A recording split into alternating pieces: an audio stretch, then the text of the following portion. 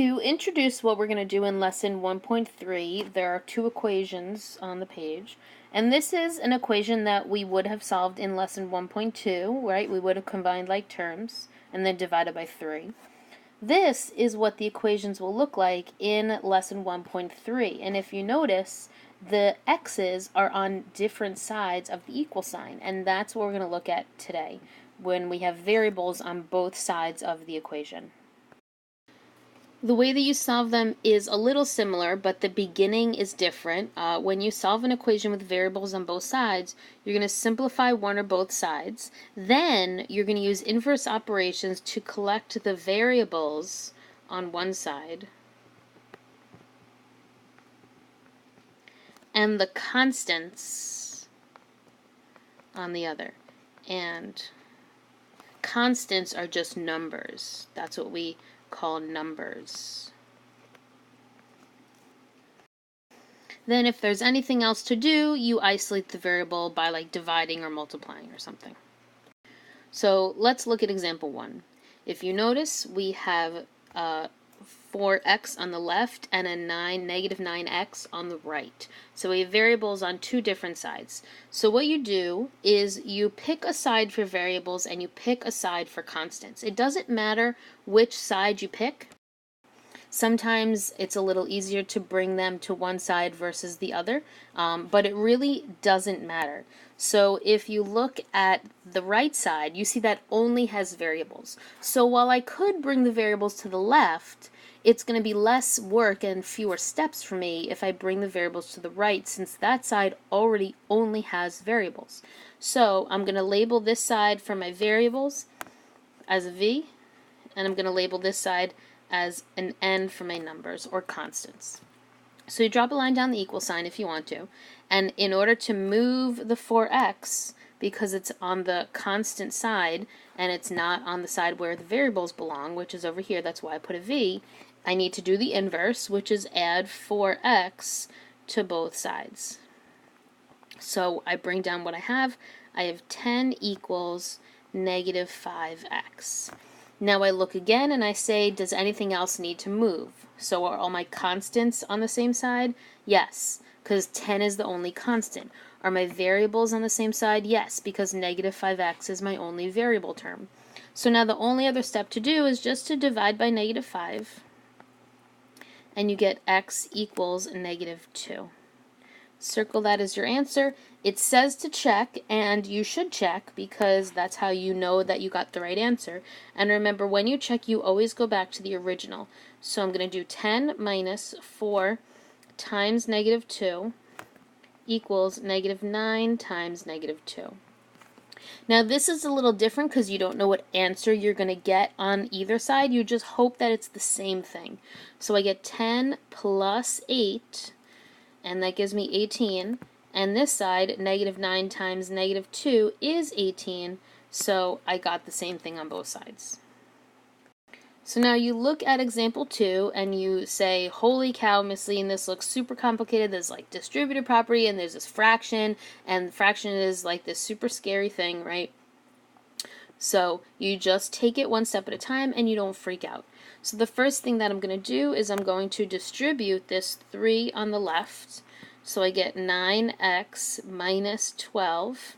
And then I'm going to distribute the 1/4. Now, when you distribute 1/4, you're multiplying by 1 and then dividing by 4. So 1 times 32 is 32. 32 divided by 4 is 8. So I get 8x. Then I do 1/4 times 56. So 56 times 1 is 56. 56 divided by 4 is 14. So look, no more fractions, no more super scary equations, but what I do have is I have variables on both sides. So it doesn't matter which side you move your variables to. When you are deciding where to move, right? So in the other question, we only had variables on one side. This is a little different because we have variables and numbers on both sides. So what I like to do is I like to move the variables to the side that has the larger coefficient, because it just makes the numbers a little friendlier. So since this is a 9 and this is an 8, the 8 is going to move over here to the 9 side. So I'm going to label my sides so I know who's got to be on which side. This is going to be my variable side, and this is going to be my constant side or my number side. So then you just look and you say which piece has to move. So I already kind of said one of them, right? This 8x is now on the number side, so it has to move over here. And the 8 is positive, so I'm going to move it by subtracting 8x. And when I subtract it, I'm going to line it up with the 9 because those are like terms. So 9x minus 8x is 1x or just x. And then you bring down everything else. Now when you bring down everything else, you still have a 12 on the variable side.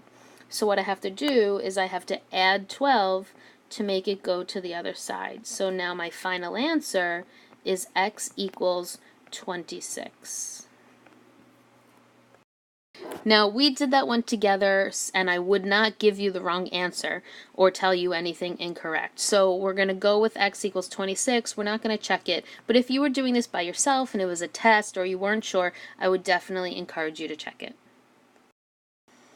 Now, here's something crazy that maybe you didn't know. Every time you've ever solved an equation, up until now, it always had an answer. Right? But that's not always the case. And definitely when we get later in the year, when we talk about quadratics and polynomials, which sounds like gibberish word to you, we're going to see that there could be several different equations. And actually, when we look at our next lesson, absolute values, we're going to look at times when there might be more than one equation or more than one solution. Sometimes there are equations that have all numbers. No matter what number you plug in, all values are going to make it true. And that is called an identity, and that has an infinite number of solutions. Meaning, no matter what number you plug into this crazy equation, everything is going to check, which sounds really bizarre. You could also have an equation on the other end of the spectrum that is not true for any value of x, so nothing is going to work in this equation, and that has no solution. No matter what number you plug in, it's never going to give you the right answer. So let's see how that might look. So if we look at example A, right, my instinct is to distribute on both sides. So I'm going to get 15x plus 6 equals 15x. So then if you follow your steps, right, and you try and bring your variables to one side and numbers to the other, right, I'll do variables on the right, and you subtract 15x,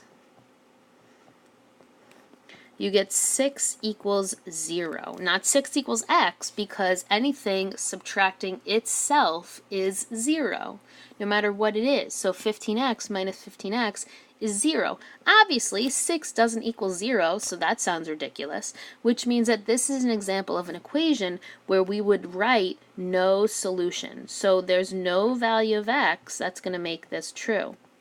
Now you could maybe look at the original equation, right, like here in blue, and you could say 15x plus 6 equals 15x. How can something plus 6 equal its original self? So that doesn't make sense. If you can see it here, go for it. But you could follow the steps and say that sounds ridiculous, so therefore there's no solution. This other one, right, also I'm going to distribute.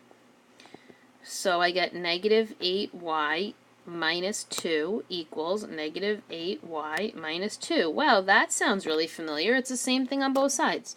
So when you have the exact same thing on both sides, then you get what we said in the beginning, which is an infinite number of solutions, right? Obviously, if the left side is the exact same as the right side, then anything for the variable is going to work, because both sides are going to give you the exact same number. So what we do in that case is we write infinite number of solutions. You can write infinitely many solutions, which is what we wrote up top here. They mean the exact same thing. All right, let's check out a word problem down below. So pause the video, read the story, and then we'll do it together. So first thing that we do is we understand the problem. So we have the amounts of time the boat travels and the difference in speeds for each direction. So we're asked to find the distance the boat travels upstream. Then what we have to do second is we make a plan. So the plan we can use from an earlier word problem, which was D equals RT. And remember, D stands for distance, R stands for the rate or the speed, and T stands for time. Because we have all of this information, we go, wait a second, we have distance, we have speed, we have time. That feels like I could use this formula. And what you can also kind of think about is that the distance upstream is obviously going to be equal to the distance downstream, right? Like if you are going to school, assuming you take the same streets, the distance to the school is going to be the same as the distance from school to your house. Might not be the same time, but it's going to be the same distance. So upstream we have x times 4, because that's the speed and the time.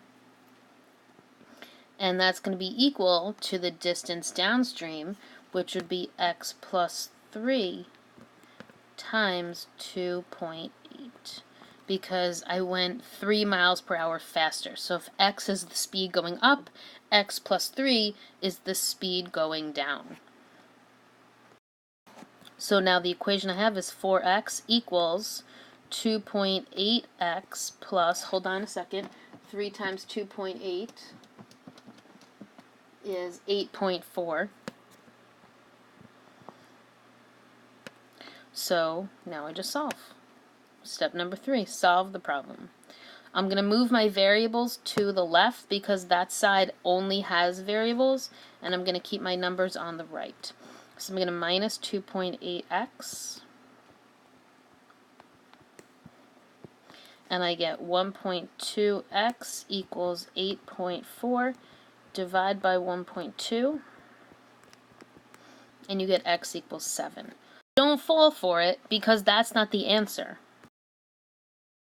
A lot of times we get so wrapped up in an equation and we get x equals and then we circle it and we go, that's our answer, and then the teacher says, you're wrong.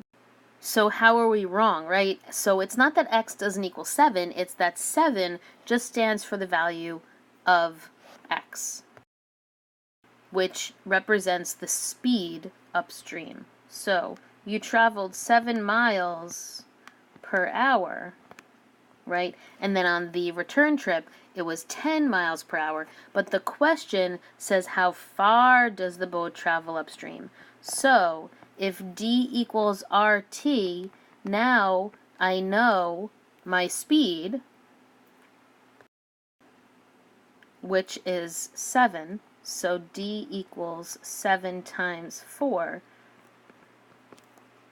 So the distance is 28 miles. So don't stop at 7. You have to think about what that stands for. And then what you can do is the look back portion is make sure that when you plug it into the other side of the equation, you also get 28, and that would be 10 times 2.8, which obviously would be 28. If you have any questions, write them down and ask me when you come to class.